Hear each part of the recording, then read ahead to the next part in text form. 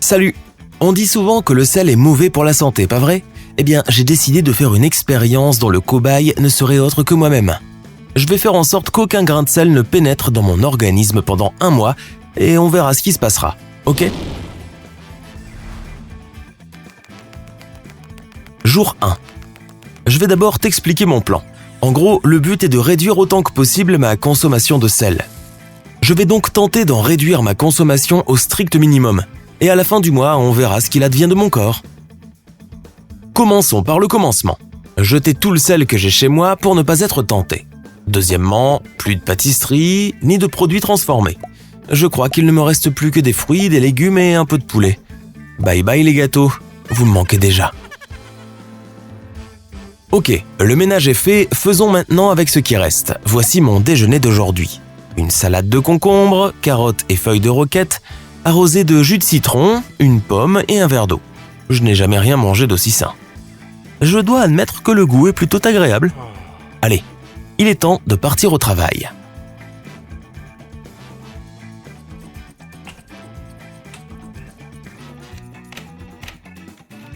Ça y est, je suis de retour. Je n'ai senti aucun changement à part le fait d'avoir moins faim que d'habitude. Visiblement, manger moins de sel donne moins faim. C'est une bonne chose, non?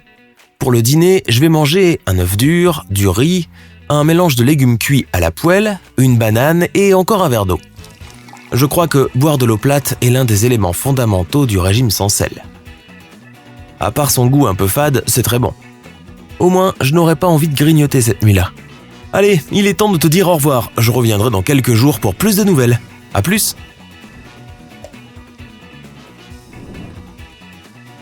Jour 5 de mon expérience. En fait, ce régime sans sel m'aide à prendre réellement conscience de ce que je mange. Je n'ai jamais pensé aux quantités de sel que je consommais. Et ces derniers jours, j'ai découvert que j'en mangeais 2 fois plus que la dose recommandée pour un adulte. Il suffit de regarder les tableaux inscrits sur les emballages. En gros, la majeure partie des aliments qu'on achète dans les supermarchés sont bourrés de sel. Et tu sais quoi ? Après avoir réduit ma consommation de sel, je me sens beaucoup mieux. Je suis plus concentré, je me fatigue moins vite et je n'ai plus envie de manger aussi souvent. Une tasse de café le matin suffit pour me tenir éveillé toute la journée alors qu'avant, il m'en fallait 2 ou 3 autres. Juste pour rester concentré, quand même. Allez, je te laisse, je reviens dans quelques jours. Jour 14. Je n'arrive pas à y croire, je suis en train de faire du jogging. Je n'ai pas fait ça depuis ma naissance. Beaucoup de choses ont changé ces 2 dernières semaines. J'ai beaucoup plus d'énergie qu'avant et la nourriture a cessé de paraître insipide. En fait, les produits frais ne sont fades que lorsqu'on est habitué à consommer du sel ajouté. Ça fait tellement de bien d'être libéré de ce piège. Je crois que je ne reviendrai jamais en arrière. Mais il y a quand même un hic. Tu vois ce mec là-bas ? C'est mon ami Alex. Je viens de lui parler de mon expérience et il m'a invité à déjeuner dans notre resto préféré demain. J'ai accepté, mais je ne sais pas comment faire pour me tenir éloigné du sel là-bas. Ils en mettent dans tout. Allez, je vais réfléchir un peu à ce sujet. Au fait, si tu as des idées concernant la manière d'éviter le sel au restaurant, n'hésite pas à les partager dans les commentaires. Même si je n'y arrive pas demain, grâce à ton aide, on saura tous comment faire la prochaine fois. Jour 16. Je me déteste. Tu te souviens de ce que j'ai dit avant-hier à propos du restaurant ? Je n'ai pas trouvé de solution, alors j'ai craqué. J'ai vraiment essayé de choisir les plats contenant le moins de sel, mais c'est dur. Aujourd'hui, je me punis en mangeant ces flocons d'avoine insipides. C'est horrible. Tout ce que je mangeais avant était plutôt savoureux, même parfois délicieux, mais là, c'est aussi mauvais que ça en a l'air. Non, plus de restaurant pour moi dans les 2 semaines à venir. Je ne veux pas revivre ça. Allez, je te laisse. Jour 20. Je ne me sens pas très bien. Ces 3 derniers jours, j'ai réduit le sel encore plus que d'habitude et je crois que boire autant d'eau n'était pas une super idée. Selon Internet, je risque de développer une hyponatrémie, c'est-à-dire une grosse carence en sodium. Les symptômes comprennent une grosse fatigue et des vertiges. C'est exactement ce que je ressens. Je peux faire les choses habituelles de ma vie quotidienne, mais je me sens complètement abattu. Mes paupières sont si lourdes que je n'arrive plus à les garder ouvertes. Désolé, mais je crois que j'ai besoin d'une dose de sel. Ok, peut-être pas du sel pur, mais quelque chose de plus salé que de l'eau et du céleri. À toutes. Jour 25. Salut, je vais mieux. Je me suis senti très mal pendant 2 jours, mais je suis progressivement revenu à mon état antérieur en suivant une alimentation plus équilibrée. J'ai arrêté de boire autant de liquide et j'ai davantage varié mon alimentation. Sur le chemin du travail, je me suis même pris un café comme j'aime, noir, sans sucre ni lait. C'est amer, mais ça donne un sacré coup de fouet.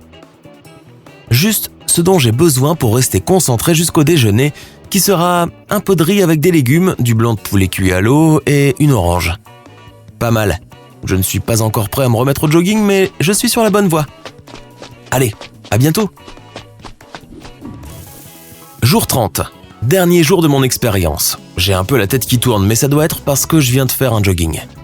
Je ne suis toujours pas prêt à courir et je ne pense pas l'être de sitôt. J'ai du mal à me remettre de l'épisode avec trop d'eau et trop peu de nourriture. Mais c'est ma faute, j'assume. J'ai besoin de m'asseoir un moment, ça tourne.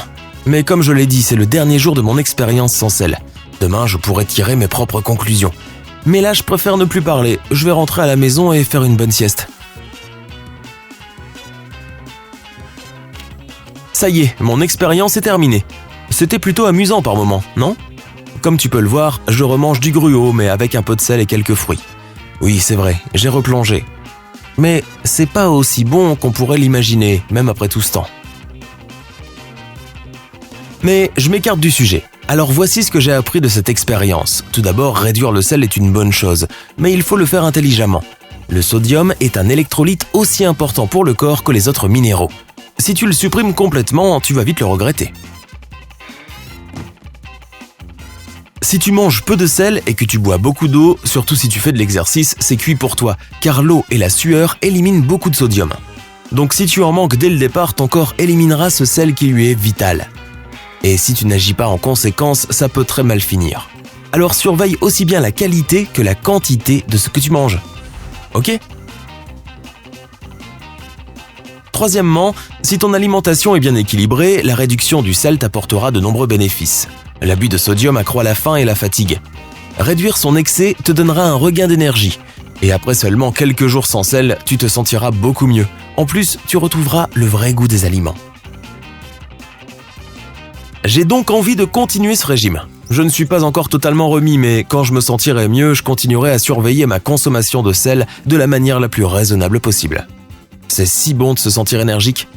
J'espère t'avoir été utile.